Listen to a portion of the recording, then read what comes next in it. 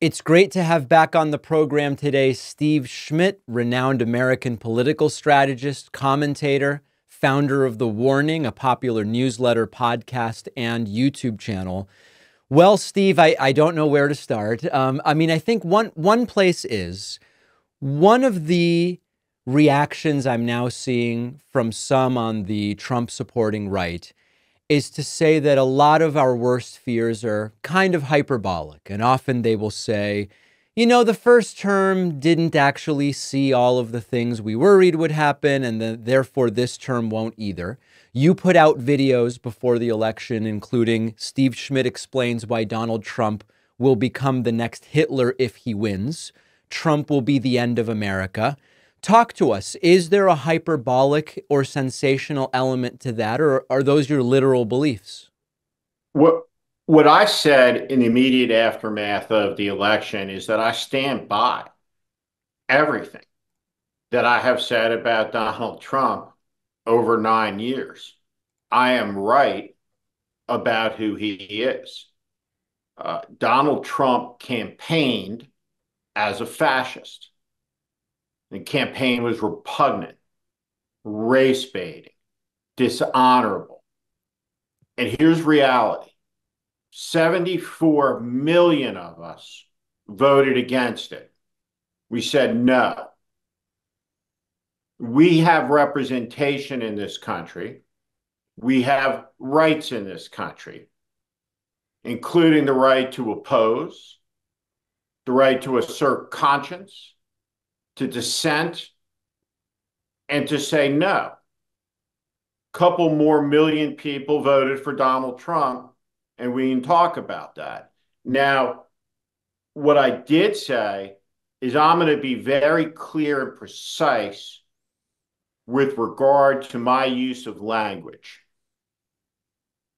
Until he governs as a fascist, I will not say that Donald Trump is governing as a fascist. Campaigning as a fascist is different than governing as a fascist. Right. But there are no people that I'm aware of that have campaigned as a fascist who have not governed as a fascist. And when I look at the insanity and the desecrative nature of his early nominations, they suggest to me tremendous extremism aimed at annihilation of these agencies as functional for the purposes of creating chaos in order to assert the need for more power to end the chaos. He has said that he will deploy the military as part of his mass deportation operation, of which we have no details, except for that some of the parameters call for the construction of, quote, massive detention facilities. So what words are we to use to call those? What euphemism are we going to settle on? So yes, this is a dangerous time. And I don't think that you compare Donald Trump to Adolf Hitler loosely. And I absolutely don't think if you do it, you go sit down and have tea with him at Birch's Garden, Mar-a-Lago. To some degree, the Harris campaign made an attempt to kind of reach people like you. And what I mean by that is folks with historically conservative politics. She appeared alongside Liz Cheney at a few events. She didn't do any better with Republicans than Biden did 4 years ago, according to the exit polls. I think she got 5%, Biden got 6%, Hillary got 7%. Now, one of the responses to that, like, for example, Tim Miller said, a lot of those people don't call themselves Republicans anymore, so that number may not really tell you what you're getting at, which is people who were previously Republicans who already were not by 2024. I don't know the answer to that. Maybe you can shed some light onto that. But the gist of it is, it didn't really work. Is that accurate? Why didn't it work? Or is there something we're not seeing in that 5, 6, 7% that I mentioned that we need to know? Well, I'm gonna reject the premise of the question and hopefully swing around Okay. and answer a bunch of it. So uh, I'll come back to Liz Cheney, but let me just say that when did she first campaign with Kamala Harris? What was it? October 24th, 25th, Yeah, 26th, right? late in the game for It's, sure. it's late. It's late in the game, so I don't think it mattered. Okay. I don't think it mattered. Um, I do think that something that Liz Cheney did matters a lot, right? John Kennedy thought a lot of what she did. He labeled it a profile in courage. You don't see a lot of them. And in this moment where Donald Trump is president again, the one thing that I would beg your progressive listeners is to understand that ideology is not a marker of character. There are progressive scumbags and there are conservative scumbags. There are MAGA scumbags and there are resistance scumbags. That when you see a person demonstrate conviction and tremendous loss, she could have gotten in line, should have been Secretary of Defense. Mm. She stood up for the Constitution and she opposed it. Now, I'm going to say something, and this is the truth. And Republicans need to hear it. Democrats need to understand it too. A lot of the bad things that happened in America that led to Donald Trump happened in the Bush Cheney administration. Mm. What primarily happened, and an awful lot of Democrats went along with this. Not all, but many. Barack Obama didn't. Hillary Clinton did. But George W. Bush started a war that cost $4 trillion, created a suicide epidemic 25 years after the war started that still affects America's veterans. We had casualties that number in the tens of thousands of Americans and allied forces and 1 million Iraqis in the Civil War. And we lost these wars that ended in humiliation and defeat. The economy was crushed. The American dream was stifled. And so the name Cheney does not connote change. It connotes a governing class that has been rejected by the American people that spans both parties. So you can look and say, Donald Trump defeated the Democrats in this election. Bullshit. He did, but it's so much broader than that.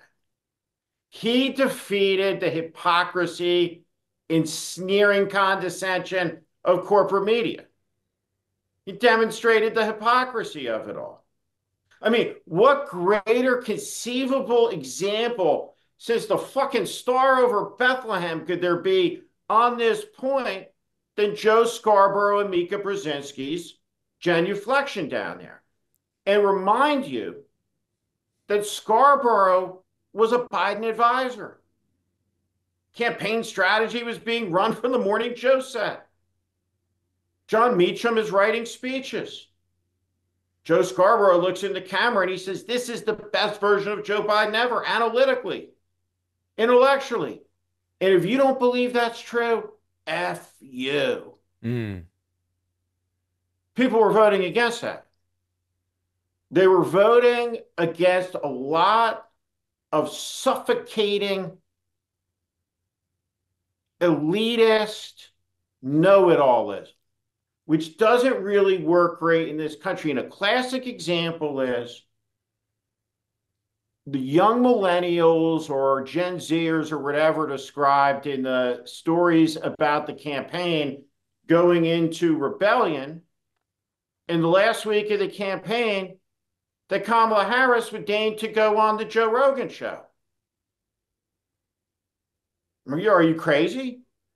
And so Now, that how much, attitude, just Steve, since you bring that up, I think you're pointing to the Joe Rogan thing as a symptom. You're not saying had she done Rogan, she would have won. no, Okay. what I'm saying is there's a symptom of the judgmentalism. Who are those people who get to say, Right. who get to judge? 40 million people are listening to it. And there's 6 of them around a campaign table who are 23, 24 years old, throwing a shit fit that their values will be violated if Kamala Harris goes on this. It's insanity.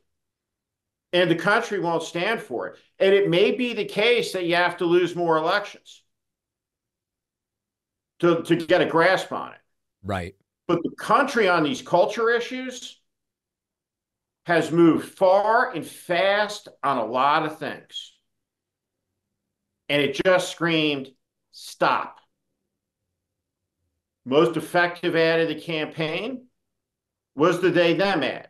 But people miss the point if they process it entirely through the prism of its antagonism towards trans kids. Gen X, my age, voted for Trump demographically.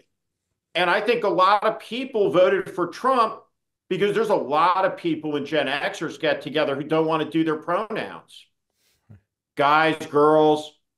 You know, the first time I ever got a death threat was giving a very early speech in favor of gay marriage. I led, as a Republican, when I was one, the marriage equality campaigns for the ACLU. Right. We'll take a backseat to anyone on these issues. I was for gay marriage 3 years before Barack Obama. But if you insist as a political party that you're going to impose your will on the people, and an example of that is how many polls did we see where the American people were pretty clear they didn't want Biden to run for a second term? What did he do? And in the end, there was no primary, no vote, no voice. And Kamala Harris got the baton handed to her 104 days before the election. And I'll tell you what, the most incredible thing about her is she has never been in a general election in a competitive race against a Republican ever before. This was it. She's never done this before. And she had moments of sheer brilliance. She completely stepped up. But man, was she handed a bag full of shit. And a lot of people in the media deceived a lot of Democrats and a lot of young Democrats in this country by telling them that Biden was FDR. And no one saw him like that. He was as absolutely as unpopular as Bush was when I ran John McCain's campaign. He was at 36% approval.